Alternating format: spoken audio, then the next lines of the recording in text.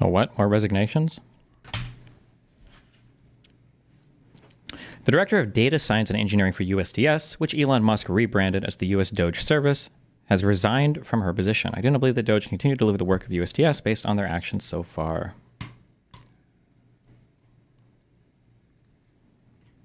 Rip. I wonder if any of the USDS, the old USDS people, are even a part of the current DOGE, like, actions. Unfortunately, DOGE chose to fire 1/3 of them last week.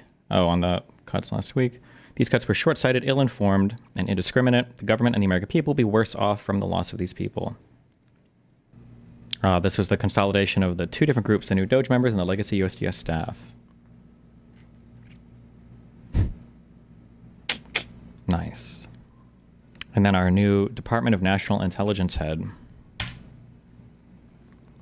Here is something that the political establishment and propaganda media don't want you to know. Ukraine's President Zelensky has just banned yet another political opposition party, one that questioned his legitimacy as president, and used Ukraine's Department of Justice to mandate the seizure of this party's members' assets. Now, this is just the latest of Zelensky's actions to name, reason, anything in particular, or we're just okay. That's cool. We're just doing straight Russian propaganda now from the U.S. Department of Intelligence. That's good. Okay. to do this sort of thing. He began banning major political opposition parties in 2022, when he also started banning TV channels that were associated with his political opponents. And he took over total control of Ukraine's largest television networks, now controlled by their government. Now, Zelensky's presidential term ended on May 20th. But he hasn't held elections. Somebody said, Destiny, these people need to stop resigning and force a firing after speaking out publicly from their position. This increases their unemployment compensation opportunities anyway and also creates more awareness.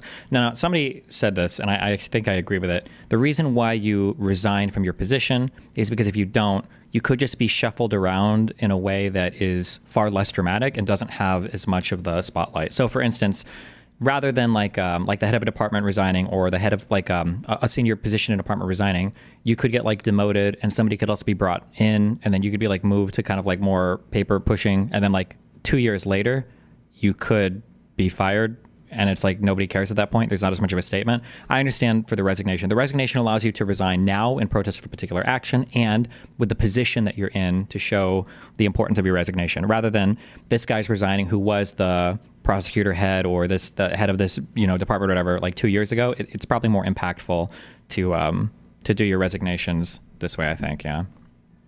He canceled elections in the name of martial law, suspending Ukraine's constitution so that he could stay in power. Now, defenders of Zelensky will say, hey, Ukraine is in the middle of a war. They can't have elections. Just stop for a moment and think, if we accept that excuse or criteria for suspending the Constitution and canceling elections, now, defenders of Zelensky will say, hey, Ukraine is in the middle of a war. They can't have elections. Just stop for a moment and think, if we accept that excuse or criteria for suspending the Constitution and canceling elections, then we should presume that leaders in our own country and our own establishment media will also use this same excuse and rationale when they suspend our Constitution and our elections, since we too are at war with Russia and China.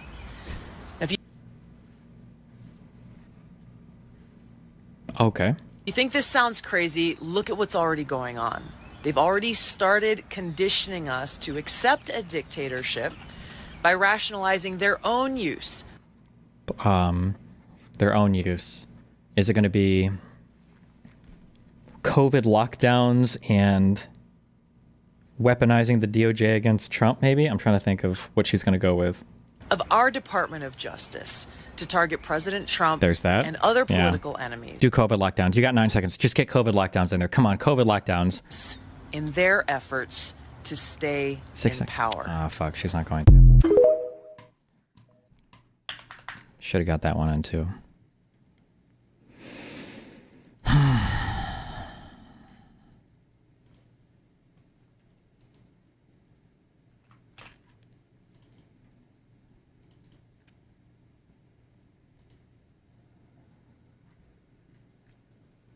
Oh, God.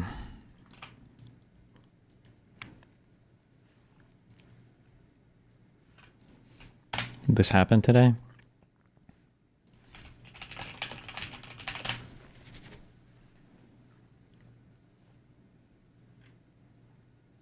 How was this interview?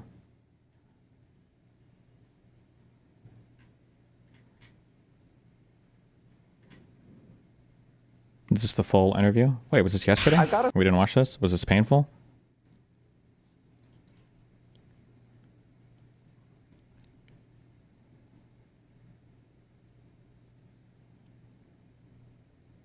Start with this. So he's working for free with Thank God we have our good true American here, Sean Hannity, to ask the real hard-hitting questions. Thank God. DOGE. He's kind of put a lot of his life on hold.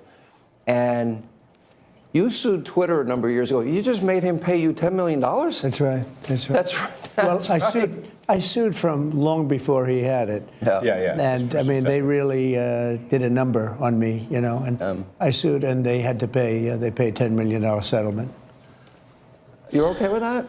I mean, I left it up to the lawyers and you know the team running Twitter. So I said, you guys do what you think is the right. It makes sense. Oh, wait. Why wouldn't they post the full interview on their channel? Did Fox agree to give the full interview to Twitter, or maybe it was on one of their channels? I just missed it. I don't know. Start with this. So he's working for free with DOGE. He's kind of put a lot of his life on hold. And you sued Twitter a number of years ago. You just made him pay you $10 million? That's right. That's right. That's right. Well, That's right. I sued from long before he had it. Yeah. And I mean, they really did a number on me, you know. And I sued, and they had to pay. They paid $10 million settlement.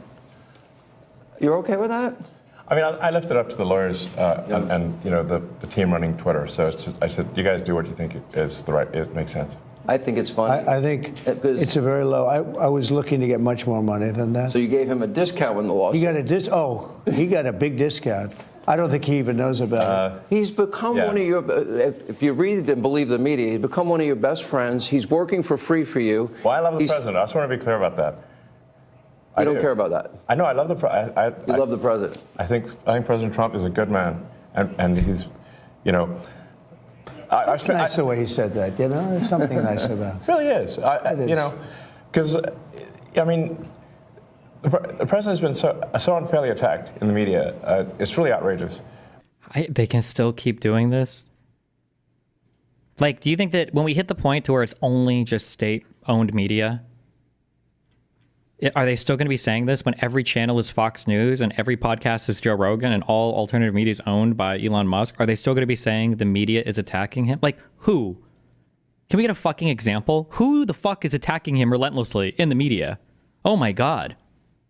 And I've at this point spent a lot of time with the president, and not once have I seen him do something that was mean or cruel or wrong. Not once. Not once. Not once. No.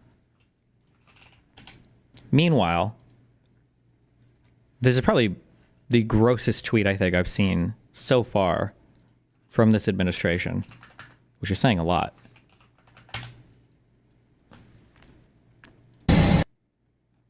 ASMR, illegal alien deportation flight.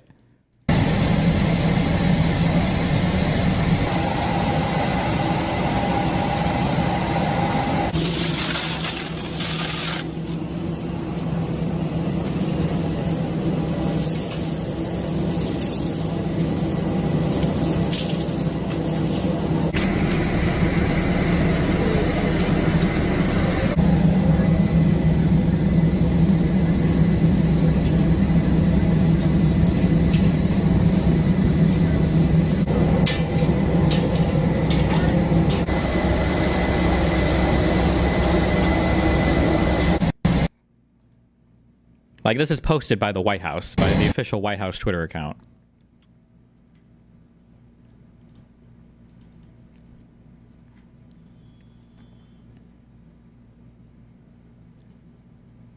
But not even one mean thing. I've known him for 30 years. Yeah. And I've never seen anybody take as much as he's taken. Yeah. And we've discussed this, and I'm like, how do you deal with it? Did I have a choice? Well, you would say that to me. I'm like, what am I going to do? Worry about it? And, you know, and then culminating in 2 assassination attempts, which resulted in your endorsement. Well, I was going to do it anyway, but that was it. Precipitating event. Yeah. That speeded it up a little bit? Yeah. The day of the assassination. I didn't know that. Yeah. It sped it up, but I was going to do it anyway. Mr. President, with your indulgence, I'm convinced that people only know a little bit about Elon.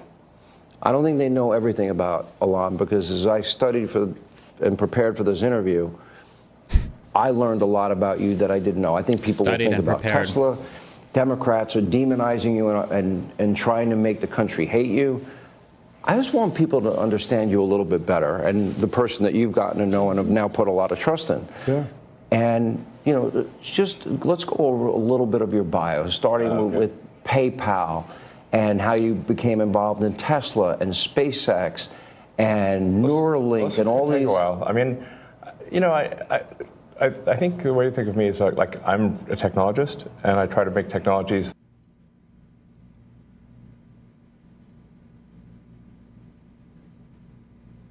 that improve the world and make life better. Your shirt. Yeah, and that's why I like my T-shirt says tech support, because I'm here to provide the president with technology support. And now that may seem like, well, is that a silly thing? But actually, it's a very important thing, because the president will make these executive orders, which are very sensible and good for the country, but then they don't get implemented. You know, so. If you take, for example, all the funding for the migrant hotels, the president issued an executive order. Hey, we need to stop taking taxpayer money and paying for luxury hotels for illegal immigrants, which makes no sense. Like, so obviously, people do not want their tax dollars going to fund high-end hotels for illegals, and yet they were still doing that, even as late as last week. And so, you know, we went in there and we're like, hey, this is in violation of the presidential executive order. It needs to stop. So what we're doing here is one of the biggest functions of the DOGE team is just making sure that the presidential executive orders are actually carried out. And this is, I just want to point out, this is a very important. All they have are these cute random sayings like, I'm tech support. Just to be clear, I don't know why. I'm just guessing why they're doing this, because I don't think anybody actually gives a fuck about the actual fact of the matter. But I think the reason why they're doing that is because USDS, the department that was created under Obama, not department, but this little sub-department in the Office of the Executive that was created to essentially do this, like digitizing and helping with like tech stuff for a lot of different departments. So that's why they keep going back to, oh, we're just tech support. Oh, we're just helping make things more efficient, because that was the USDS's original job. But DOGE obviously has extended far beyond that. Waste, fraud, and abuse was never part of the USDS mission, and cutting things or firing people was never part of what the USDS was about. So, but I think that's why he keeps alluding back to like, oh, no, we're just like tech support. We're just helping with the tech stuff. Because the president is the elected representative of the people. So he's representing the will of the people. And if the bureaucracy is fighting the will of the people and preventing the president from implementing what the people want, then what we live in is a bureaucracy. Like, it's so funny, and it's why this un-American fuck shouldn't even be in this fucking country. And I hope to God the next Democrat expropriates every fucking business that this guy has in the United States, and every share and every dollar, and sends him broke as fuck back to whatever fucking country he came from. This idea of he's elected so he can do whatever he wants is one of the biggest criticisms, or it is a huge criticism of the structure of American government. One of the reasons why people like parliamentary systems where the prime minister is chosen from the parliament is that you don't have dueling mandates for who can control the country, right? In a parliamentarian system, you have you've got a party that either has a majority or a coalition government that's formed. And once that coalition government is formed with votes from the people, they choose from them somebody to be the prime minister who comes from the parliament. They choose, and the popular will is all there. In the United States system, we have a Congress where those people are voted on and they have a popular mandate because it's Congress. But then you also have a president, and he has a popular mandate from the people. And so when these two parties disagree, well, in a parliamentary system, I think you just call a vote of no confidence, or you just kick out your prime minister. The party's like, oh, well, fuck you. The government's not going to support you anymore. You're gone. But I don't know if we've had this happen before historically in the United States, because I don't know if we've ever even spoken like this. But in a system where you've got a president, it's like, well, fuck Congress. I was elected by the people. Congress didn't choose me. The people chose me. So fuck you. I have a popular mandate to do whatever I want, irrespective of what Congress or the bureaucrats, the bureaucracy wants me to do. That's a significant. Well, I don't know historically how significant it's been in terms of it popping up, but that is an on paper big criticism of our duly elected, not duly like D-U-L-Y, but like D-U-A-L. Like there's two different popular mandates that exist in our government at any point in time, which is strange. The president for implementing what the people want, then what we live in is a bureaucracy and not a democracy. Just remember, and oh my God, this is why I'll never take a Republican seriously again. I'll never do it. I shouldn't have in the first place, ever. Don't ever. How many times did we hear it's not a democracy, it's a republic? It's not a democracy. We live in a republic. How many times did they say that? How many times did they say that? Right up until Trump won the popular vote and now he's a dictator. Like. No. Then what we live in is a bureaucracy and not a democracy. No. You're both aware. You have to be keenly aware. And also keep in mind, you have to listen to the word games that they're playing here. You have to know this. I don't know why you should know this, but you have to know this, okay? When the president says constitutional, that's code for or slang for breaking the law. When they say constitutional, the Constitution powers the president, the judicial, and the legislative. When you say, I think my actions are constitutional, you're saying that because you disagree with something that Congress is saying. Congress has a law that you don't like, for instance, the Electoral Count Act, and you're saying, I'm going to follow the Constitution.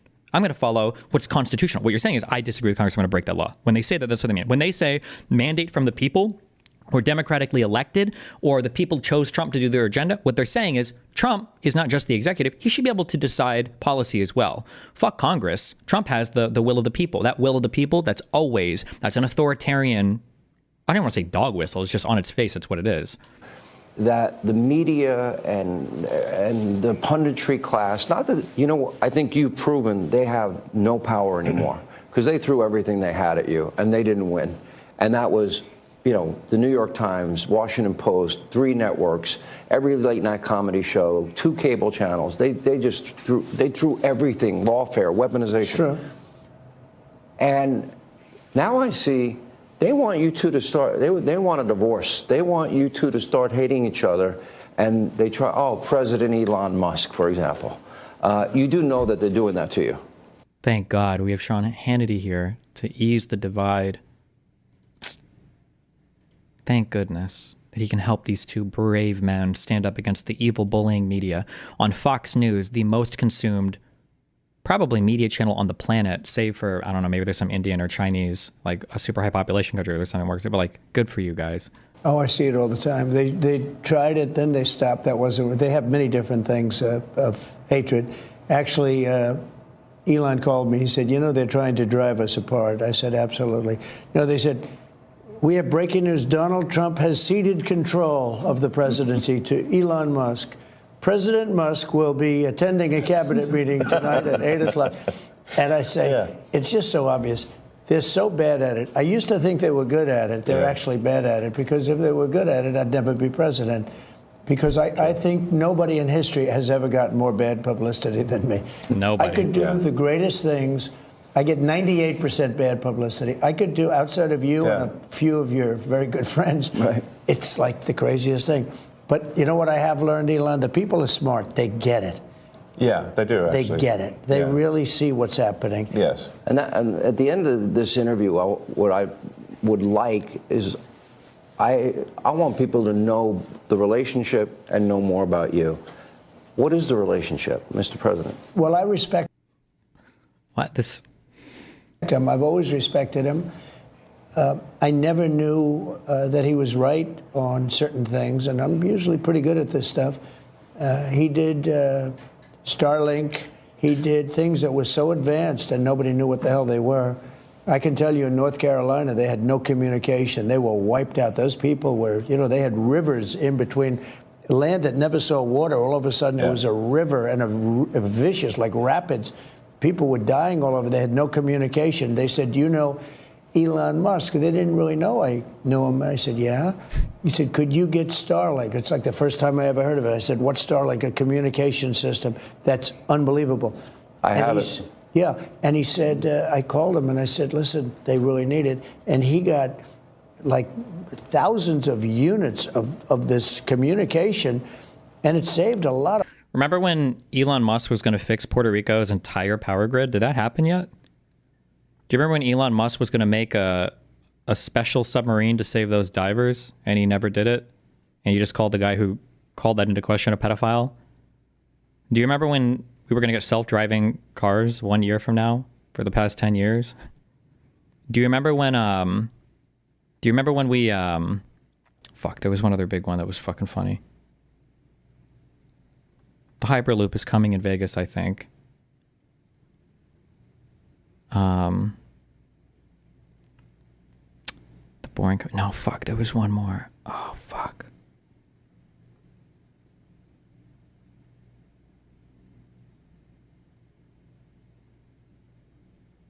It's not the tunnel. Fuck me. I'll remember it. Oh, it was the ventilators. That was it. Do you remember when he sent like thousands of ventilators to California, but they were actually just CPAP machines?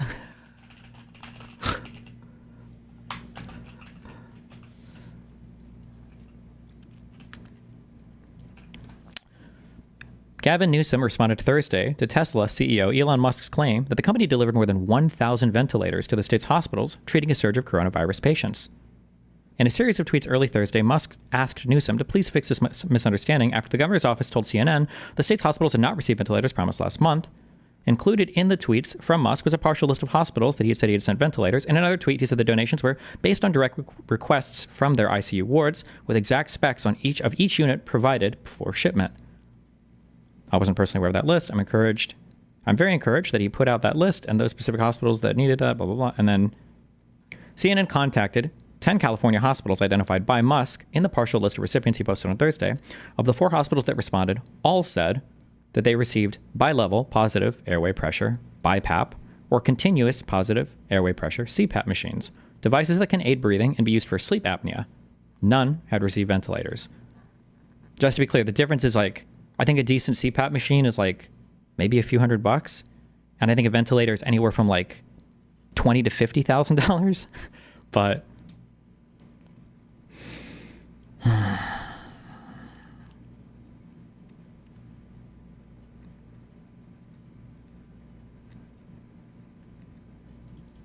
well, maybe you can spend up to $1,000 for a CPAP machine. I'm just going by the late night TV ads, okay? A lot of lives. He got it immediately, and you can't get it. I mean, you have to wait a long time to get it. But he got it to him immediately, and I said, that's pretty amazing, and I didn't even know he had it. We watched the rocket ships, and we watch Tesla. I think, something that had an effect on me was when I saw the rocket ship come back and get grabbed, like you grab a beautiful little baby. Did he just lie? Wait, what? Watch the rocket ships, and we watch Tesla. I think, something that had an effect on me was when I saw the rocket ship come back and get grabbed, like you grab a beautiful little baby. You grab your baby. It just hug the rocket. I've never seen. Right, everything needs a hug, including rockets. And he said, you can't really have a rocket program if you're going to dump $1 billion into the ocean every time you fly. You have to save it. Right. And he saved it. First time that I've ever seen that done. Now, nobody else can do it. If you look at the U.S., Russia, or China, they can't do it. And they won't be able to do it for a long time. He has the technology. So you learn. I wanted somebody really smart to work with me in terms of the country, a very important aspect. Because, he doesn't talk about it. He's actually a very good businessman. And when he talks about the executive orders, and this is probably true for all presidents, you write an executive order and you think it's done. You send it out. It doesn't get done. It doesn't get implemented. They don't implement it. Maybe they're from the last administration, and they are in some cases. You try and get them out as fast as you can. But as soon as he said that, I said, that's interesting. You write a beautiful executive, and you sign it, and you assume it's going to be done, but it's not. What he does is he takes it, and with his 100 geniuses, he's got some very brilliant young people working for him that dress Much worse than him, actually. Yeah, they dress in just T-shirts. You wouldn't know they have 180 IQ. Wait a minute. So he's your tech support. No, he is. I actually but literally he's am much tech more support. than that. I Yeah. literally am tech support, though. But He gets it done. He's a leader. Yeah. He really is. He gets it done. You get a lot of tech people, and you have people that are good with tech, but he gets it done. You know, I said in real estate, you had guys that would draw beautiful renderings of a building, and they'd draw the rendering, it would be great, and you say, great, when are you starting? But they were never able to get it built. They couldn't get the financing. They couldn't get the approvals. It would never get done. And then you have other guys that are able to get it done. You know, they could just get it done. I was in real estate. Same thing in this. He gets it done. So when he said that, he said, you know, when you sign these executive orders, a lot of them don't get done, and maybe the most important ones. And he would take that executive order that I'd sign, and he would have those people go to whatever agency it was. When are you doing it? Get it done, get it done. And some guy that maybe didn't want to do it, all of a sudden, he's signing. He just doesn't want to be bothered. Do a lot of those I'm glad we're getting the hard-hitting interviews, the hard-hitting questions here. executive orders have to be codified into law? You need the Republican Congress. I like how Sean Hannity just asked a procedural question. Trump has no fucking idea. Why? That was hilarious. I don't even know why the fuck he asked that. I wonder if he got a spanking for that. Do a lot of those executive orders have to be codified into law? You need the Republican Congress and to they follow will be. up. A lot of them will be. Yeah. They will. But look, in the meantime, we have 4 years. The beauty is we have 4 years. That's why I like doing it right at the beginning, because an executive order is great. I mean, the one problem, it's both good and bad. Because when they did all these executive orders, I've canceled most of them. They were terrible. I mean, we're going to go radical left communist. Okay, it was crazy. Their really crazy. Executive orders were so bad. If they ever got them codified, you'd never be able to break them. So the damage that Biden has done to this country, and it's not even Biden, it's the people that circled him in the Oval Office, okay? But the damage they did to this country, in terms of, let's say, open borders, you know, there's so many things, but open borders, where millions of people poured into our country, and hundreds of thousands of those people are criminals. They're murderers, they're drug dealers, they're gang members, they're people from prisons from all over the world. And we have a great guy, Tom Homan, and he is doing so incredibly. You saw the numbers, they're now like 96%. 95%. He is a phenomenal guy. And Kristi Noem is doing an unbelievable job. And he wanted her, he said, she's so tough. And I said, I don't think of her as that way. You know, she's very nice. He said, no, she's so tough. And she is. I see with the horses, she's riding the horse. Let's go. She's great. But the team we have is really unbelievable. But those executive orders, I sign them, and now they get passed on to him and his group and other people, and they're all getting done. We're getting them done. Let me go back a little bit to your background, because it's beyond impressive. You were the chief engineer, for example. You were an early believer in Tesla. You became the CEO, and then the chief engineer, which was phenomenal. SpaceX, same thing, which is unbelievable. I mean, you were the first private company to send astronauts successfully into space, first private company to send astronauts into orbit. Yeah. That's pretty deep. He's going to go into orbit soon. Okay. Yeah. No, he's going to go to Mars. He's Starlink. going to fly on his... My president.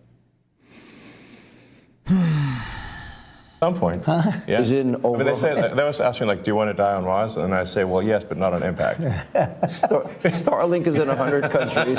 This is going to be hard. I feel like I'm interviewing two brothers here. You go ahead. Star Shield, which could be used for national defense. Yeah, it is already being used for national defense. Then you have what is it called? Optimus, a part of Tesla. The robot, yeah. A robotic arm. Then you have an AI arm. And then you have something that really fascinated me, and it's called Neuralink. Yes. You might help the blind to see, yes, and people with spinal cord injuries, that they can recover, where in the past, how close is that becoming a success? Neuralink, we've implanted Neuralink in 3 patients so far who are quadriplegics, and it allows them to directly control their phone and computer just using their mind, just by thinking. It's like, so we call this product telepathy. So you control your computer and phone just by thinking, and it's possible to actually control the computer and phone faster than someone who has working hands. Then the next step would be to add a second Neuralink implant past the point where the the neurons damaged so that somebody can walk again, and so they can have full body functionality restored. And you like Bobby, right? I like Bobby, actually, yeah. I think I supported Bobby Kennedy. I think he's unfairly maligned as someone who is anti-science, but I think he isn't. He just wants to question the science, which is the essence of the science. The scientific method fundamentally is about always questioning the science. Oh, then you can tell us the truth about COVID. I wish that this is one thing that I wish, I guess, like the science community writ large would actually take, because this is true. When Elon says things like questioning the science, it's part of the science. Like, I don't know if anybody in scientific academia knows that, because usually if you publish a paper or study, that's it. Like, nobody questions it. There's no peer review. You just like publish it and then that's it. And you just go from there. And I feel like the whole scientific community could be so much more enriched if they would actually, like question the science or think deeply about what they're publishing or being like self-critical instead of just, accepting every single publication as absolute fact. But maybe we can learn that from God Emperor Elon. Thank goodness. Correct. That's for sure. Yes. And we learned a lot with the Twitter files. And that just then raises a question. You're the richest man in the world. You may not like that part. Yeah. You're pretty competitive. It's neither here nor there. I've known you a long time. But that's why. But he's on your team. Well, that's true. He can't top that. He's good. I wanted to find somebody smarter than him. I searched all over. I just couldn't do it. I couldn't. You really tried hard. I couldn't find anyone smarter, right? So we had it for the country. But this is the thing. We settled on this. Well, thanks for having me. So I'm just trying to be useful. But this is the interesting. This is where we are as a society, and I hate to do this to you, but I'm going to do it anyway. You're doing all of these things. Nobody at DOGE gets paid a penny, correct? Well, actually, some people are federal employees. Some are, okay. Yeah, they're helping. But it's fair to say that the software engineers at DOGE could be earning millions of dollars a year, and instead of earning a small fraction of that as federal employees. Okay. Oh, wait. So are you saying that federal employees aren't just milking the system, and that people who work for federal offices are usually doing it at least somewhat as like a passion thing because they care about the American people in the government, and you do have to take a big pay cut to work at government? Or and they're very committed people. So yes. Destiny, did you mean that people outside of science don't know that? Because everybody in science knows that we need to reevaluate findings. Wait, are you sure? Wait, you're saying people in science know that you have to like re-review stuff that's been published? Because my understanding, based on everything I've heard Elon and RFK talk about too, because RFK talks about like we need to check the science to make sure it's okay, and we need to follow the research. That's another thing that I wish scientists would do more, is follow the research, because I don't think they do that either, because people keep saying that they should, and I don't know what they're following if not the research. Probably woke academia. Like, did you know that we don't even check anything for pharmaceutical, like the safety or anything of it, and you can't sue them, and none of it is tested? Like, that's crazy. I don't know why we wouldn't test them for safety, but RFK hopefully is going to make sure that they start testing all of our drugs for safety now, because I guess they weren't doing that before, so that's good at least. You're committed to helping the blind see, people with spinal cord injuries recover. Yes. You're committed to getting to Mars. You're committed to rescue. You're going to help rescue next month 2 astronauts that I think were abandoned. They dispute that in an interview. At the president's request or instruction, we are accelerating the return of the astronauts, which was postponed kind of to a ridiculous degree. They got left in space. They've been there. They were supposed to be there 8 days. They're there almost 300. Biden. They were yes, they were left up there for political reasons, which is not good. That true? What happened? I don't even know what is going on here. Astronauts stuck in space. Musk says U.S. astronauts are stranded on space station for political reasons as they reject claim. Wait, so apparently the U.S. government has already done multiple audits on Social Security, and they already solved the problem Elon brought up with a do not pay list for anyone that's 115 years or older. Oh, wow, Hoyts22. You should check out my Twitter sometime.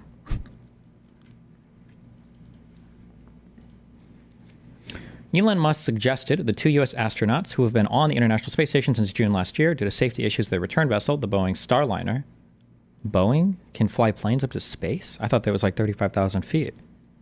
Were left abandoned there for political reasons, reiterating a claim originally made by President Donald Trump that the astronauts themselves recently denied.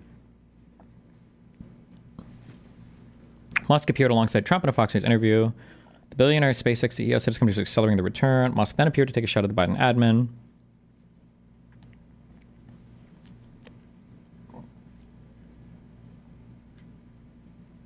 The two astronauts, Sunita Williams and Butch Wilmore, were interviewed by CNN's Anderson Cooper last week.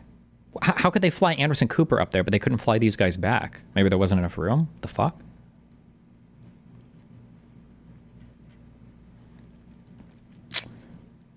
When asked about Trump's comments, Wilmore said, "We don't feel abandoned, we don't feel stuck, we don't feel stranded. I understand why many may think that. We come prepared, we come committed." In an earlier interview with CBS, Williams was also asked about Trump's claims and said, "I don't think those words are quite accurate. We are part of something bigger than ourselves. We're part of the ISS. So no, we don't feel abandoned. We feel like we're part of a team, and that's a huge honor." In December, NASA announced that the SpaceX Crew 9 mission capsule, which is set to bring back Williams, Wilmore, another NASA astronaut, Nick Hague, and Russian astronaut Alexander Gorbachev, would return to Earth after the Crew 10 mission capsule arrived at the station. The SpaceX Crew 10 mission will carry 4 astronauts, 2 from NASA, 1 from Japan. In the announcement, NASA said Crew 10 was targeting launch date no earlier than late March of 2025. They flew to the space station aboard Boeing Starliner spacecraft in June last year. Their flight was part of the Boeing Crew flight test mission and was supposed to last no more than 10 days. While they were able to dock at the space station successfully, several malfunctions were detected on the spacecraft after arrival, including helium leaks and malfunctioning thrusters. After troubleshooting efforts failed, Starliner craft eventually returned to Earth without a crew for safety reasons. Fucking Biden probably fucked it up. Okay, it's not good. Now, if I had the weight of the pressure of doing that successfully on my shoulders, I think I'd be, but when we spoke before we did this interview, you are very confident. You think this will be a successful mission. Well, we don't want to be complacent, but we have brought astronauts back from the space station many times before, and always with success. Mm-hmm. So, as long as we're not complacent. When are you going to launch? I think it's about 4 weeks to bring them back. About 4 weeks? Yeah. And we're being extremely cautious. Yeah. You now have the go-ahead. Yes. Well, thanks to you. They didn't have the go-ahead with Biden. What's that? He was going to leave him in space. I think he was going to leave him in space. Well, it's like when we were growing up, lost in space. Yeah, he didn't want the publicity. Can you believe it? Unbelievable. And so yeah. I want to echo something that the president said and then ask. So wait, Elon's spaceship fucks up and it's Biden's fault? Well, this was a Boeing Starliner, so it would have been Boeing's spaceship that had issues. Overarching space. Yeah, he didn't want the publicity. Can you believe it? Unbelievable. And so yeah. I want to echo something that the president said and then ask an overarching question. So people get hit with Hurricane Helene. They have no communication with the outside world. You come to the rescue. You donated that, I believe? Yes. Okay. You donated to the people. He saved a lot of lives in North Carolina. He saved a lot of lives. And California after the wildfires? California, but I mean in North Carolina where they were really in trouble. They had no communication. People were dying. They were dying of starvation. He saved a lot of lives in North Carolina. Okay. Now you're going to rescue astronauts. And California after the... I'm so sorry. Did you just say people were dying of starvation in North Carolina? Hold on, I'm so sorry. He saved a lot of lives in North Carolina. He saved a lot of lives. And California after the wildfires? California, but I mean in North Carolina where they were really in trouble. They had no communication. People were dying. They were dying of starvation. He saved a lot of lives in North Carolina. Okay. Now I feel like Americans would take like 45 days on average to die of starvation, but... You're going to rescue astronauts. And now, and again, you do all of this. I would think liberals would love the fact that you have the biggest electric vehicle company in the world. Yeah, I mean, I used to be adored by the left, Not anymore. Less so these days. He killed that, huh? I mean, less so. I really didn't know. Well, I mean, this whole sort of like, they call it like Trump derangement syndrome. Yeah. And you don't realize how real this is until you can't reason with people. So like I was at a friend's birthday party in LA, just a birthday dinner, and it was like a nice, quiet dinner, and everyone was behaving normally. And I have to mention, this is before the election, like a month or two before, I have to mention the president's name.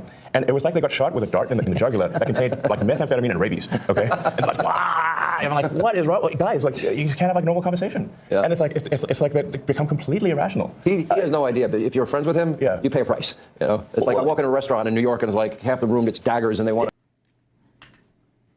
Trump is referring to this family that almost starved. 96,000 pounds of tainted beef have been recalled today from the Wharton family of Bricksville, Ohio. The USDA issued the recall after E. coli bacterium was discovered at the West Meat Company, which produced and packaged the beef Mrs. Wharton purchased during her grocery shopping trip.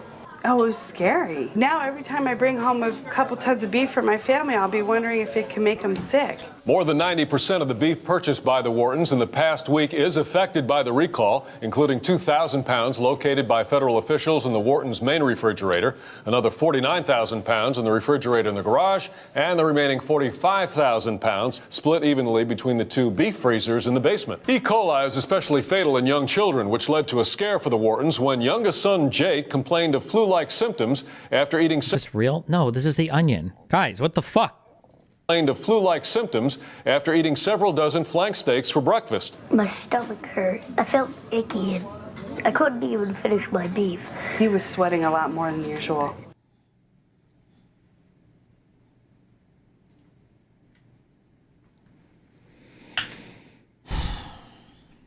Keep Chase live. Oh yeah, you got stabbed, right? No, the IDAGGers level was Spoiler insane. I mean, there was I had some invitation because I got invited to basically a big sort of damn event that was, but I received the invitation at the beginning of last year, and I still attended even after I'd endorsed President Trump, and I didn't realize how profoundly that would affect how I was received. I mean, I walked into the room and I'm getting just the dirty looks from everyone. If looks could kill, I would have been dead several times over. But that was not before Trump. Before Trump, that never happened, right? No. This is the $1 million or $1 billion among billionaires question. So you have all of this going on, and you stop. In a way, you're still doing it, and you partner with him. And this is what you get for it from the Democrats. You get. Nobody voted for Elon. Well, nobody voted for any of your cabinet nominees. Okay, people are dying because of DOGE cuts. I'll give you a chance to respond to that. What DOGE is doing is illegal. Elon Musk is more street vernacular for a male body part. It's a constitutional crisis. Okay. Why are they reacting like this? Well, first of all, do you give it flying rip? Number one, and well, I guess we must be over the target or doing something right. If they wouldn't be complaining so much if we weren't doing something useful. I think. But what we're really trying to do here is restore the will of the people through the president. And what we're finding is that there's an unelected bureaucracy. Speaking of unelected, there's a vast federal bureaucracy that is implacably opposed to the president and cabinet. And you look at, say, DC voting, it's 92% Kamala. Okay, so we're 92% Kamala. That's a lot. They don't like me here either. I think about that number a lot. Yeah. 92%. That's basically almost everyone. Yeah. And so, how can you? Hold on. What is he saying? 92% of what? National crisis. Okay. Why are they reacting like this? Well, first of all, do you give it flying rip? Number one, and well, I guess we must be over the target or doing something right. If they wouldn't be complaining so much if we weren't doing something useful. I think. But what we're really trying to do here is restore the will of the people through the president. 92% for Kamala. And what we're finding is that there's an unelected bureaucracy. Speaking of unelected, there's a vast federal bureaucracy that is implacably opposed. They keep saying unelected bureaucracy. That's DOGE. I don't know why no one has confronted him with this. Who voted for Elon Musk? Who voted for any of the people in DOGE? Since Elon is a special office in the executive, he's not even confirmed by the Senate. You are the unelected bureaucrats. If there were ever unelected bureaucrats, it would be you. To the president and the cabinet. And you look at, say, DC voting, it's 92% Kamala. Okay, so we're 92% Kamala. That's a lot. They don't like me here either. I think about that number a lot. 92. Did DC really go 92% for Kamala? Does anybody have the voting? Oh, their vote doesn't matter, I guess, because they don't have 2%. That's basically almost everyone. Yeah. And so, how can you? If the will of the president is not implemented, and the president is representative of the people, that means the will of the people is not being implemented, and that means we don't live in a democracy. We live in a bureaucracy. And so, I think what we're seeing here is the thrashing of the bureaucracy as we try to restore democracy. And DC has electoral college votes. Oh, do they? I don't even know. Maybe they just always go blue, so I don't think about them. Will of the people. Is this making sense? I mean.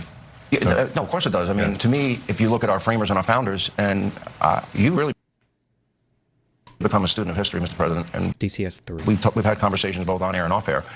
And if we talk about constitutional order or transformational change, nobody can argue that what's happening here is going at the speed of light. But however, what were the principles of our framers and our founders? They wanted limited government, greater freedom for the people. And we'll get to the specific cutting of waste, fraud, and abuse. That is your goal, is it not? Yeah, and my goal was to get great people. And when you look at what this man has done, I mean, it was something. I knew him a little bit through the White House. Originally, I had to see him around a little bit. Done. People. Abuse. That is your goal, is it not?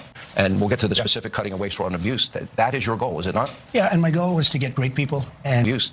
Greater freedom for the peoples of our framers and what's happening here is going at the speed of light. But however, what were the principles of our framers and our founders? They wanted limited government, greater freedom for the people. And we'll get to the specific cutting of waste, fraud, and abuse. That is your goal, is it not? Wait, when did he say student of history? I missed it. And our happening here is constitutional order on air and off air. And Mr. President, and we've had conversations both on air and off air. And if we talk about constitutional order or transformational change, nobody can argue that what's happening here is going at the speed of light. But however, and if we talk about, we've had conversations, you've really become a student of history, Mr. President, and we've had conversations both on air and off air. And nobody rated. And I respected what he did, and he fought hard. See, this man has done. I mean, it was something. I knew him a little bit through the White House. Originally, I had to see him around a little bit. I didn't know him before that. And I respected what he did, and he fought hard. You know, he was maybe questioned for a while. He was having some difficulties. It was not easy doing what he did. I mean, how many people have started a car company and made it really successful and made a better car where it's, beating these big companies that's all they do is cars? I mean, it's really amazing the things that he's done. But I didn't know it as much then as now. I mean, the fruits have sort of taken hold. But I wanted great people. And he's a great person. He's an amazing person. He's also a caring person. You know, he uses the word care. So they signed a contract in a government agency, and it has 3 months, and the guy leaves that signed the contract, and nobody else is there, and they pay the contract for 10 years. Yeah. So the guy is getting checks for years and years and years, and he's telling his family, obviously, maybe it was crooked. Who? Maybe paid to get the contract, or maybe paid that they didn't terminate it. But, we have contracts that go forever, and they've been going for years. And they're supposed to end in 3 months or 5 months or 2 years or something, and they go forever. So the guy is either crooked, where he knew this was going to happen, or he's crooked because he's getting payments that he knows he shouldn't be getting. But they're finding things like that. They're finding things far worse than that. Are we ever going to get? The answer is no. These are rhetorical. They're not even good rhetorical questions. It's just me wasting oxygen. Are we ever getting proof of any of this? And they're finding billions, and it will be hundreds of billions of dollars worth of fraud. I say waste and abuse, but fraud, waste, and abuse. And he's doing an amazing job. And he attracts a young, very smart type of person. I call them high IQ individuals, and they are. They're very high IQ and high IQ. And when they go in to see the people and talk to these people, the people think they're going to pull it over. They don't. These guys are smart, and they love the country. There's a certain something. But he uses the word care. So people have to care. Like when I bought Air Force One, I negotiated the price. It was $5.7 billion, and I got them down to $1.7 billion. Now they're not building the plane fast enough. I mean, they're actually in default. Boeing, they're supposed to have been building this thing forever. I don't know what's going on. Yeah. We don't build the way we used to build. We used to build like a ship a day, and now to build a ship is like a big deal. And we're going to get this country back on track. We can do it, but so many things. How are we doing this also when he said he wanted to cut 8% of the Pentagon's budget? I don't even know if that's real or what that means. Like, I don't know if he would actually want, I have no idea. It takes so long to get things built and get things done. And a lot of it could be something we've been discussing. The regulators go in and they make it impossible to build. They make it very difficult to build anything, whether it's a ship, a plane, or a building, or anything. And some of them do it because they want to show how important they are. Some of them do it maybe because they think they're right. They use the environment to stop progress and to stop things. It's always the environment. It's an environmental problem. It's not an environmental problem at all. But they do a lot of things. And by the way, speaking of that, Lee Zeldin is going to be fantastic in the position. So important. He could take 10 years to approve or disapprove something, or he could do it in a month. Just as good. Sure. And I think you're going to see a fantastic job done by him. He's a tremendous guy. Newt, you echoed something when I just met you, and it was very similar to what Newt has been saying, that he brought this country to the dance. This is the opportunity to be transformational and to have, I would argue, the most consequential presidency if we really dig down and do something that had never been done before, and that is get rid of this bureaucracy. I'm going to get to the specifics. You say the same thing. It's not done yet. And what do you mean by that? I mean, winning the election is really the opportunity to fix the system. It is not fixing the system itself. So it's an opportunity to fix the system and to restore the power of democracy. And people it's funny how often when these attacks occur, the thing that they're accusing the administration of is what they are guilty of. They're saying that things are being done unconstitutional, but what they are doing is unconstitutional. They are guilty of the crime of which they accuse us. That's always the first thing they do. It's in violation of the Constitution. They don't even know what they're talking. Well, they don't. It's just a con job. It's a big con job, and they're so bad for the country, so dangerous and so bad. And the media is so bad. When I watch MSNBC, which I don't watch much, but you have to watch The Enemy on occasion, the level of arrogance and cheating, and they're just horrible people. These are horrible people. They tell conspiracy theories. And they start up with the Constitution. They couldn't care less about the Constitution. CNN, likewise. I mean, I watch them asking questions with the hatred with the, I said, why are you asking the question with such anger? You're asking me a normal question, but you see the bias. The bias is so incredible. Those two are bad. PBS is bad. AP is bad. CBS is terrible. I mean, CBS now, they changed an answer in Kamala. They asked her some questions. She answered them like, a low IQ person, the opposite of him, the absolute opposite. But she gave a horrible answer. They took the entire answer out and they put another answer that she gave 20 minutes later into the... They published that full interview. They're still suing... I think they're suing CBS over that, right? They're suing them because of how they published that interview. CBS staff alarmed by reports of settlement talks with Trump over 60 minutes Harris interview. Like, it's whatever. It is. What are you going to do? As an answer, I've never even heard of that. I thought I heard of it all. I'm going to, just for the sake of saving time, because I could spend, and I've done this on radio and TV, I can spend an hour finding the outrageous amounts of money being spent abroad like USAID, and I just want to mention a couple, but I'm going to scroll it. Well, I guess at a high level, I think it's what the president mentioned earlier, which is that in order to save taxpayer money, it comes down to two things: competence and caring. No, it comes down to two things: your income and your spending. Tax cuts means income goes down. Refusal to cut spending means spending stays the same or goes up. And then you have deficits. That's it. It's pretty simple. Well, it's not easy. It's simple, but it's not easy. But save taxpayer money, it comes down to two things: competence and caring.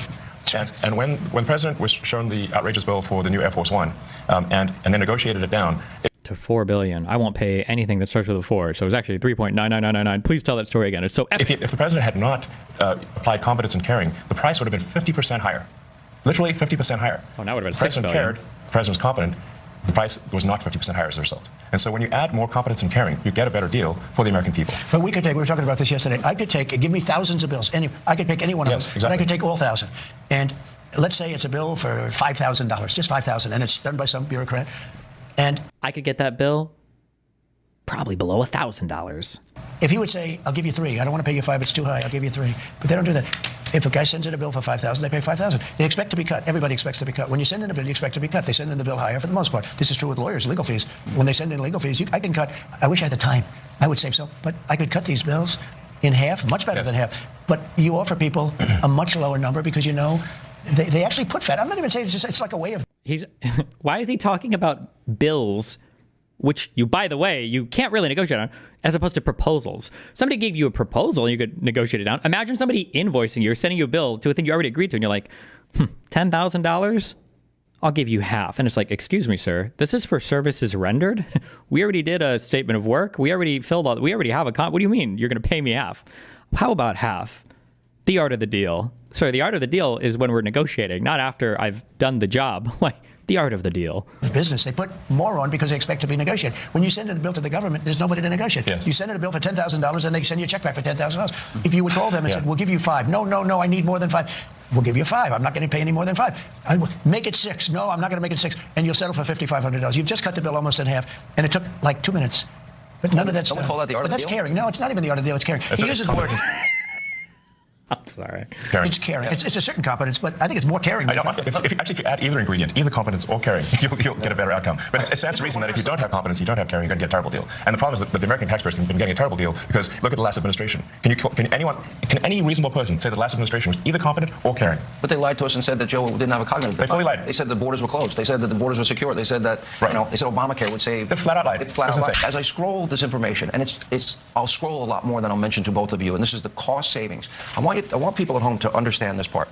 Average American makes $66,000 a year. Yeah. Okay? We have $37 trillion in national debt. Yes. Now, all the money I'm about to mention and what we're going to scroll on our screen, and all of this is going to foreign countries. It is not being spent here in America for better schools, law and order. I think the average taxpaying American should be mad as hell. It's USAID. What do you mean? Like, it's like complaining, why are we wasting all this money in the Department of Education? It's not going to better guns or faster Jeeps or more armored airplanes. Yeah, no shit, it's the Department of Education. That's what it spends money on. Like, this is the purpose of this organization. I don't believe it's to spend on the American people. This is for like foreign projects. Like, yes, congratulations. That's literally what it's supposed to do. Because their tax money is being thoroughly spent. All right, let me go to the second question first. I want to know, because people like Joni Ernst and Joni Ernst has tried for a long time, and she's actually got a lot of good data. Senator Ernst has been really helpful, actually. Okay, but they actually hide what the real purpose of the spending is. In other words, this is a question. How did you decipher? It will say humanitarian blah, blah, blah in Serbia or Afghanistan. We even give money to China for crying out loud, which I think is nuts. We'll give money to the Taliban. What money to the Taliban? Like a lot. All right, so like for what? I mean, as opposed to Trump, who gave Afghanistan to the Taliban, but... I want to see the pictures of what they did. But they tried to $20 million for a consultant-driven... Why do we allow so many cuts here? Did you see that cut? Was he about to say something real retarded, probably? Why? There have been at least like 4 egregious cuts. Like, that was a big cut, right? You noticed that, right? But I want to see the pictures of what they did. But they tried to $20 million for consultant-driven ESG investments in Africa, DEI programs in Serbia. The president's favorite. I'm sure you love that taxpayer money was spent on a DEI musical in Ireland, or a transgender opera in Colombia, or a transgender. It sounds like how can these things be real? But this is actually what was done. It sounds like a comedy sketch. Or I have 20 pages of this. Right. It's not. It's a list a mile long. If you had to put a number on it, how much do you think you've identified waste, fraud, abuse, corruption at this point? And well, at this point, hundreds of billions. Or is he going to give the conservative number of 50 billion? Hundreds of billions or 50 billion? What do you think? Again, we're going to be scrolling this throughout the program. Well, the overall goal is to try to get $1 trillion out of the deficit. And if the deficit is not brought under control, America will go bankrupt. This is a very important thing for people to $1 trillion out of the deficit? On what time scale? And he's still doing the tax? How? What? understand. A country is... Do they have no concept of like orders of magnitude or the actual numbers that they're talking about? Does he just not know? Different from an individual, in that if an individual overspends, an individual can go bankrupt, and so can a country. And the massive waste, fraud, and abuse that has been going on, which is leading to a $2 trillion a year deficit. That's what the president was handed. Oh, the $2 trillion deficit is all of that is just waste, fraud, and abuse. Gotcha. Okay, that makes sense. All right, it sounds like we would spend twice as much of our discretionary spending on waste, fraud, abuse, or like 30% of our total spending is waste, fraud, abuse. 30%. That makes sense. Okay. On Jan 20th, $2 trillion deficit. It's insane. For this fiscal year. Yeah, we inherited. Yeah. And inflation is back. I'm only here for 2.5 weeks. That was January. Inflation is back. No, think of it. Inflation's back. And they said, oh, Trump, I had nothing to do with it. These people have run the country. They spent money like... Oh, what happened to the Trump effect? So when the markets were going up before he was in office, that was because of him. But he can't affect inflation. I like how he affects some things, but not other things? Okay. Nobody's ever spent. They were given $9 trillion to throw out the window. $9 trillion. And they spent it on the Green New Scam, I call it. It's the greatest scam in the history of the country. One of them. We have a lot of them, I guess, but one of them. Dollar-wise, probably. DEI and wokeism and transgenderism. Well, that's all part of it, yeah. And LGBTQ+. Yes. By the way, not in America. Other countries, not here. You know, the amazing thing is when you see like the teaching of DEI, $9 million. How do you spend $9 million to teach? No matter what it is, you could teach physics. Totally. You could go to MIT for a lot less. Expensive. Yeah, the teaching of DEI. Yes. How much do you believe, Elon, you've identified in waste, fraud, abuse, corruption now? And how much do you anticipate you will? Sure.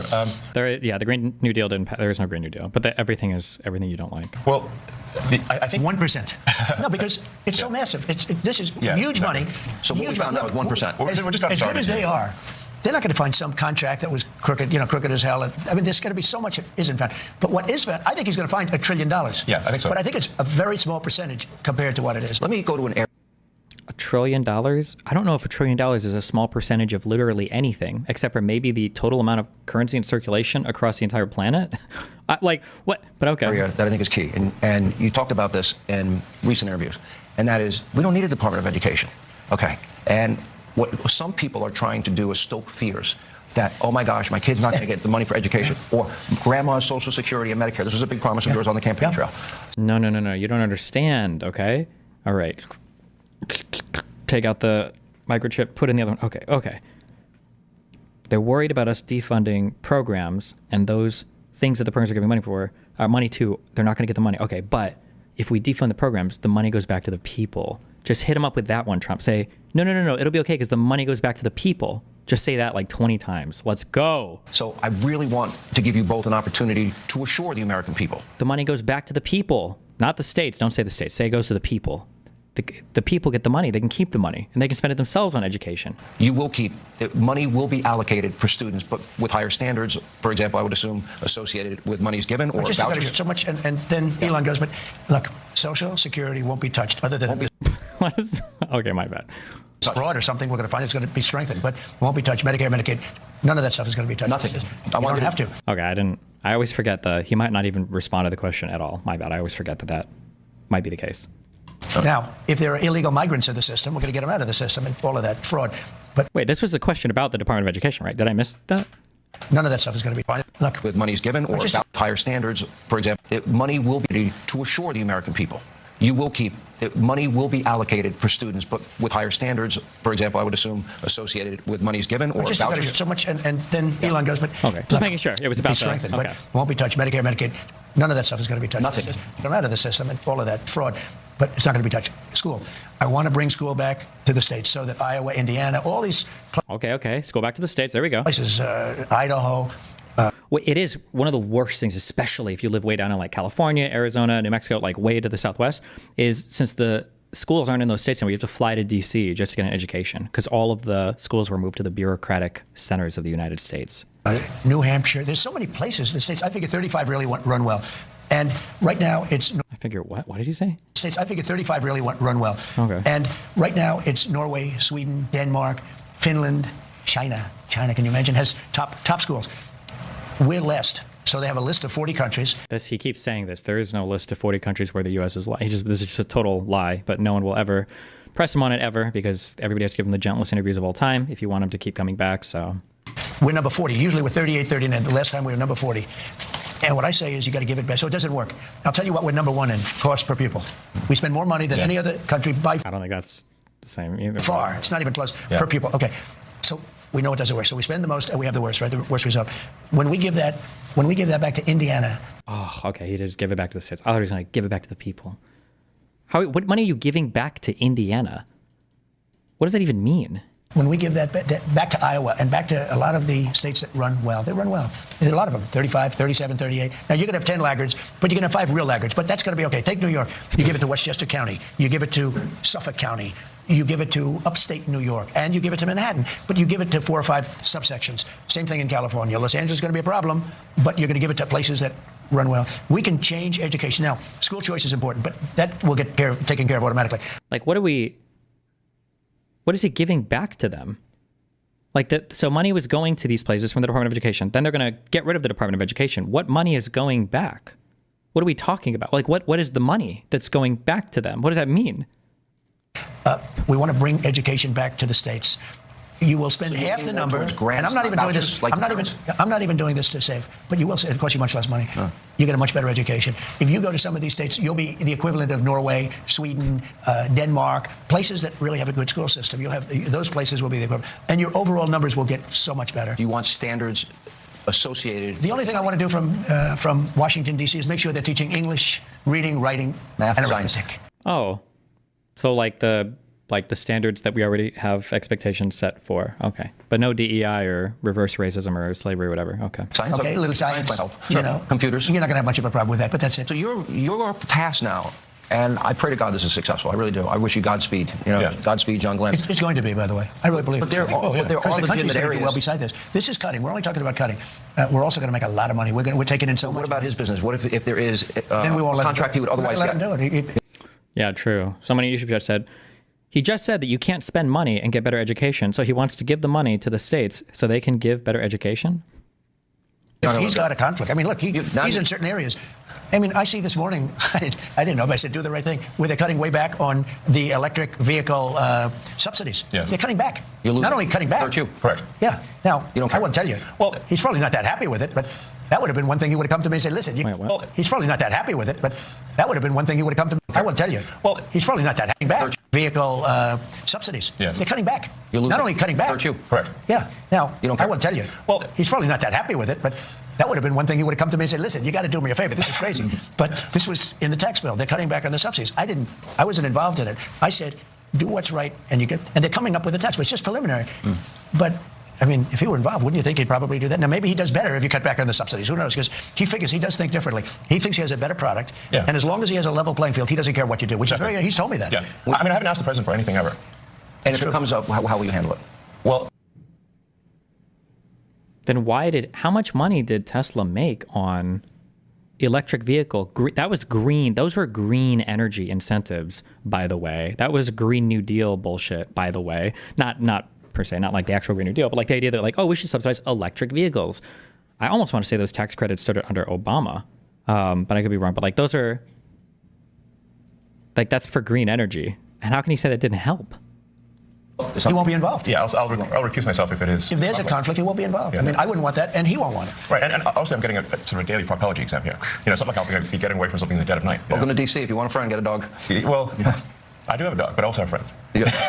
My dog loves me. Poor little creature. You know the truth with this? Bring him to D.C. I know every businessman. I know the good ones, the bad ones, the smart ones, the lucky ones. I know them. This guy's he's a brilliant guy. He's a great guy. He's got tremendous imagination and scientific imagination. Far beyond, you keep talking about a technologist and all, but you're much more than a technologist. You are that.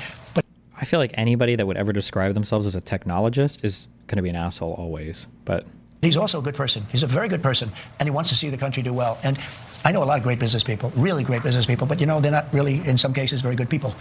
And I know people that would try and take advantage of the situation. This guy's somebody that really cares for the country, and I saw that very early on. I saw it really a long time ago when I got to know him. He's a very different kind of a character. That's why, who loves him? Young people that are very smart and that love the country. holy glaze.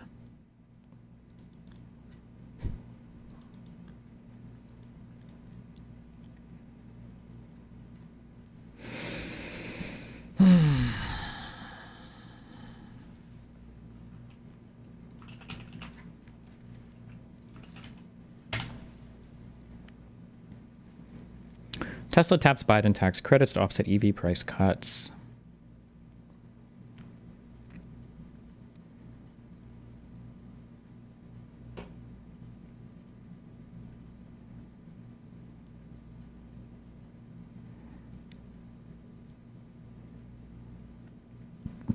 Whether Tesla offers additional discounts or not, the tax credits for battery manufacturing give it a competitive edge over rivals that make fewer batteries. Reuters' analysis of the company's second quarter results shows they've slashed prices in the United States, China, and other markets since late last year. As Model Y, or a Model Y, now the world's best-selling vehicle, costs 20% less in the U.S. than at Christmas 2022, including the $7,500 Biden tax credit. The price is down 35%. God damn. Man, he's loving those government tax credits. Whew. Tesla's dynamic discounting strategy, combined with the subsidies, helped boost its second quarter U.S. sales 35% from the year-ago period, Cox Automotive data showed. The battery tax credits in the Inflation Reduction Act, which kicked in this year, amounted to a subsidy of about $900 to $1,400 on every Tesla sold in the United States in the second quarter. Combined with $600 per vehicle Tesla collected from selling regulatory offsets to other manufacturers to meet emission standards, the U.S. government subsidies offset most of the $2,500 price cut in the quarter on the long-range version of the Model Y.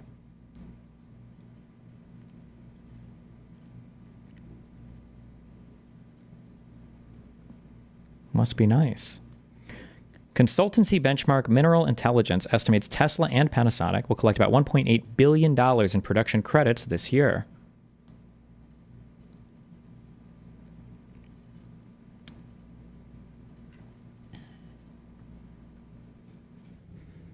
Despite benefiting from the tax credits, Musk has criticized U.S. President Joe Biden and many of his policies and called for subsidies to be eliminated.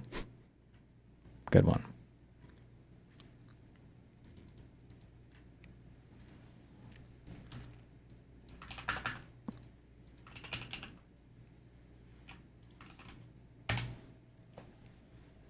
Starting the day I take the oath of office, I will rapidly drive prices down and we will make America affordable again. We're going to make it affordable again. Yeah. And inflation is back. I'm only here for 2.5 weeks. That was January. Inflation is back.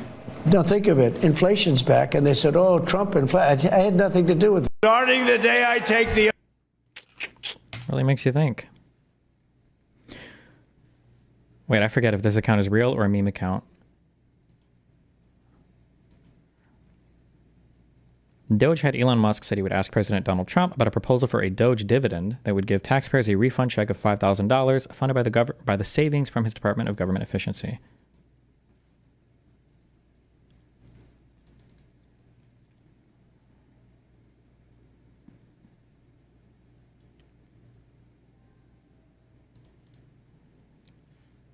It's real, but they do say dumb shit as well.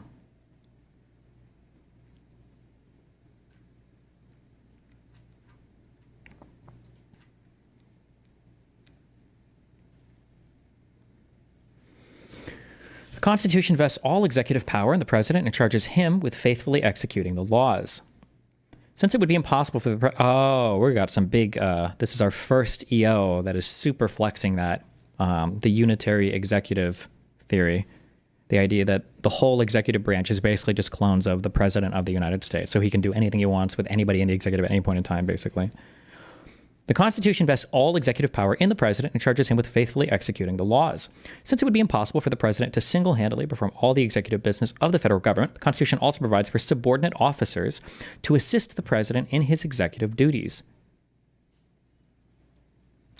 Well, the Constitution provides for Congress to create subordinate officers for offices they create. I don't know if we'll mention that, but let's see. In the exercise of their often considerable authority, these executive branch officials remain subject to the president's ongoing supervision and control. The president, in turn, is regularly elected by and accountable to the American people. This is one of the structural safeguards, along with the separation of powers between the executive and legislative branches. Oh, so he's trying to draw further separation between congressional authorization and his departments. Regular elections for the Congress and an independent judiciary, whose judges are appointed by the president and by and with the advice and consent of the Senate, by which the framers created a government accountable to the American people. However, previous administrations have allowed so-called independent regulatory agencies to operate with minimal presidential supervision. It's not about what previous administrations have allowed. It's about what the Constitution provides in terms of the Congress authorizing and creating branches and then dictating how those are to run, or offices inside of the executive, but okay.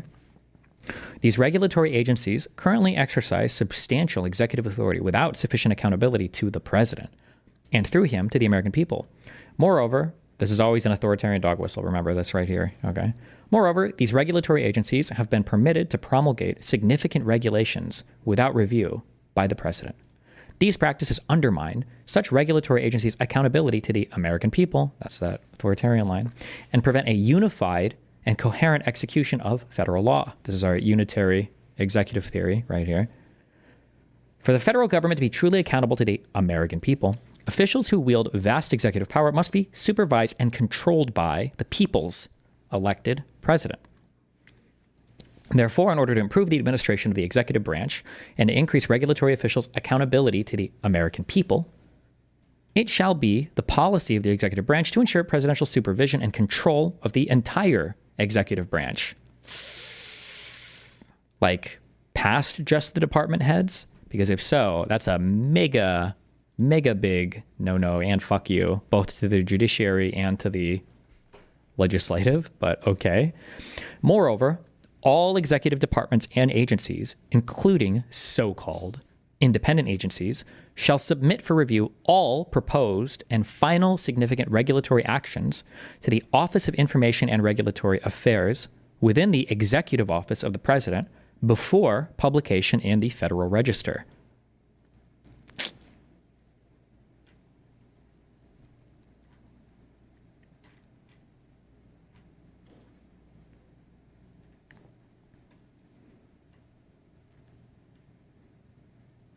The director of OMB shall establish performance standards and management objectives for independent agency heads as appropriate and consistent with applicable law, and report periodically to the president on their performance and efficiency. The director of OMB shall, on an ongoing basis,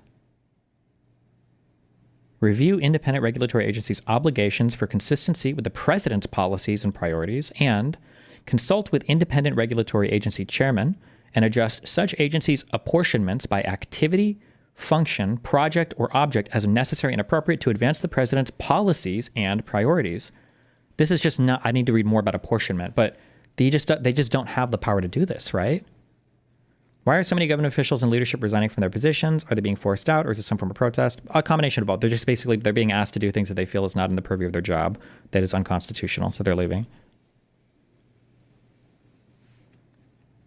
Such adjustments to apportionments may prohibit independent regulatory agencies from expending appropriations on particular activities, functions, projects, or objects, so long as such restrictions are consistent with law.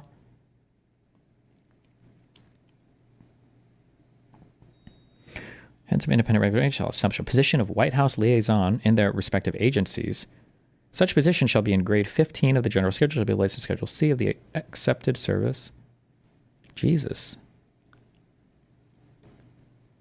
The President and the Attorney General, subject to the President's supervision and control, shall provide authoritative interpretations of law for the executive branch. Damn, they're grabbing power from everywhere. First from the legislative and now from the courts. Damn. God, I want to read Supreme Court decisions on some of this shit. I'm so curious how they're going to write. This is something that leaks because they don't talk to the press. I'm just curious what Thomas and Alito are going to say. Jesus. Roberts and Gorsuch and Kavanaugh and not Barrett, like they're not going along with any of this, right? There's no way they would.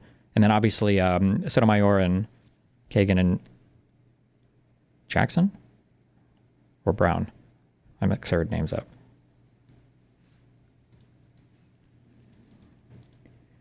Shall provide authoritative interpretations of law for the executive branch. The President and the Attorney General's opinions on questions of law are controlling on all employees in the conduct of their official duties. No employee of the executive branch acting in their official capacity may advance an interpretation of the law as the position of the United States that contravenes the President or the Attorney General's opinion on a matter of law, including but not limited to the issuance of regulations, guidance, and positions advanced in litigation, unless authorized to do so by the President or in writing by the Attorney General.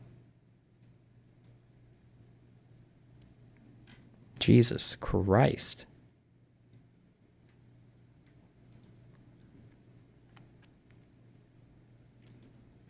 This isn't grabbing power from the courts. The courts still have a final say. It's just that all the executive agencies will have to defer to the president or AG for any interpretation they make. It's not up to but that's, first of all, I mean, they're already going to take some guidance from the entire executive branch. Like, number one. Number two, if the president wanted to correct them on something that he felt was like wholly outside of bounds, I mean, he's already got an Office of Legal Counsel and a DOJ to do that. There's no reason to set forth that in an executive order. But the language used here, I'm curious if somebody can find like a historical analog. That language is, the language is just very troubling.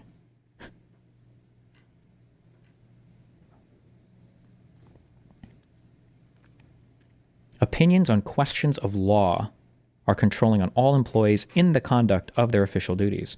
No employee of the executive branch acting in their official capacity may advance an interpretation of the law as the position of the United States that contravenes the President or the Attorney General's opinion on a matter of law.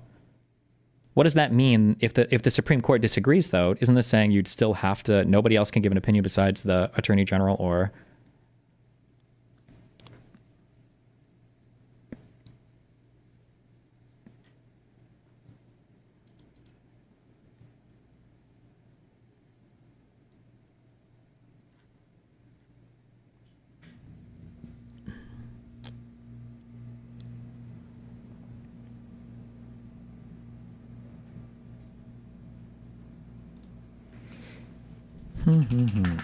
What is this?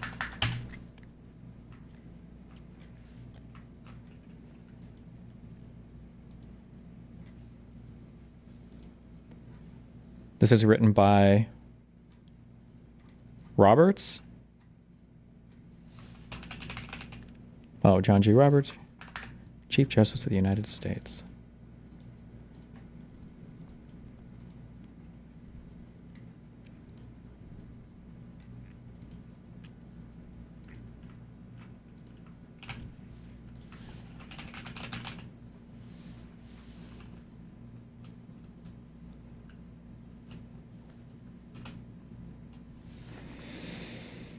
The final threat to judicial independence is defiance of judgments lawfully entered by courts of competent jurisdiction.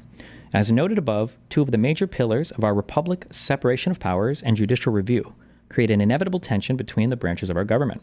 Hamilton foresaw, and Chief Justice Marshall confirmed, the role of the judicial branch to say what the law is, but judicial independence is undermined unless the other branches are firm in their responsibility to enforce the court's decrees. After Brown v. Board of Education, for example, multiple state governors sought to defy court orders to desegregate schools in the South. The courage of federal judges to uphold the law in the face of massive local opposition and the willingness of the Eisenhower and Kennedy administrations to stand behind those judges are strong testaments to the relationship between judicial independence and the rule of law in our nation's history.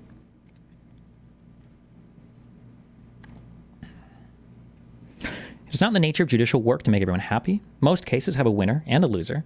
Every administration suffers defeats in the court system, sometimes in cases with major ramifications for executives or legislative power or other consequential topics. Nevertheless, for the past several decades, the decisions of the courts, popular or not, have been followed, and the nation has avoided the standoffs that plagued the 1950s and 1960s.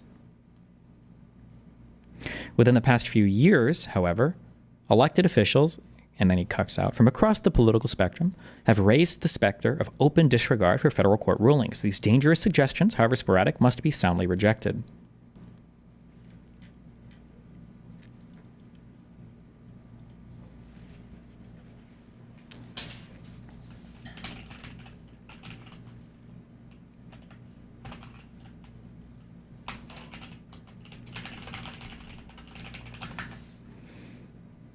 Damn.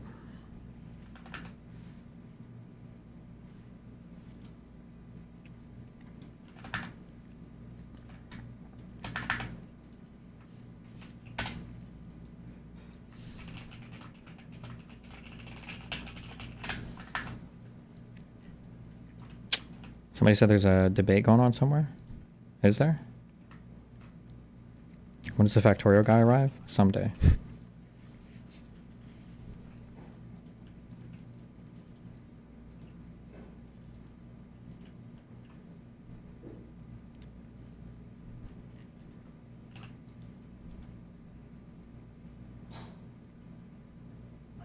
Oh no.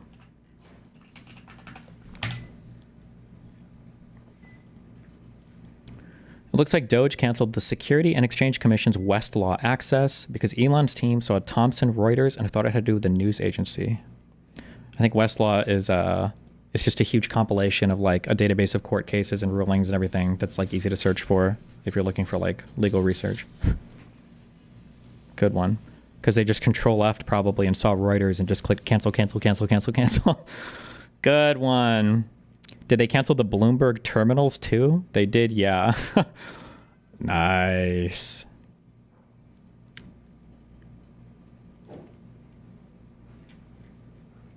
Thank God. Get rid of that fake news media. Get them out of my government.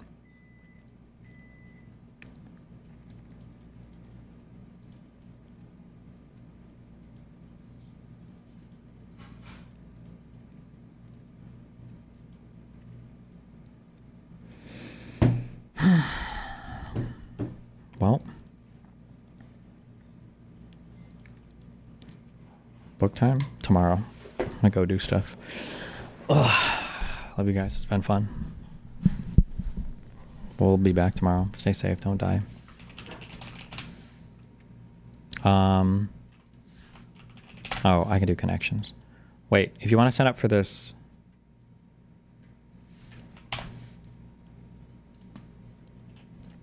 Peter Boghossian event I'm doing in a couple days. I don't know if they're still taking things, but here you go.